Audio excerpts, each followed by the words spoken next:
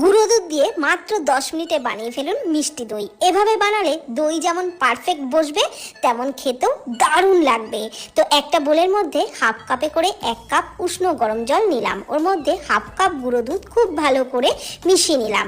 এইবার হাফ কাপের থেকে একটু কম চিনি একটা ফ্রাইং প্যানের মধ্যে দিয়ে নাড়াচাড়া করে চিনির ক্যারামেলটাকে বানিয়ে নিলাম।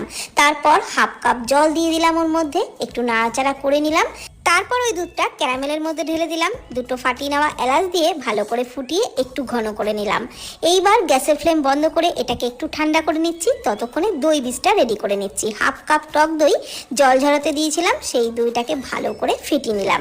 এবারে ওই তৈরি করে রাখা দুধের থেকে 2 হাতা দুধ দিয়ে আগে ভালো করে ফেটিয়ে নিলাম। দুধটা উষ্ণ গরম অবস্থায় দইয়ের মধ্যে ঢেলে দিলাম, এলাচ দুটো ফেলে দিয়ে খুব ভালো করে ফেটিয়ে নিলাম। এবার একটা স্টিলের বাটির মধ্যে দইয়ের মিশ্রণটা ঢেলে একটা ফয়েল পেপার দিয়ে মুখটা বন্ধ করে নিলাম। কড়াইয়ের জলের উপরে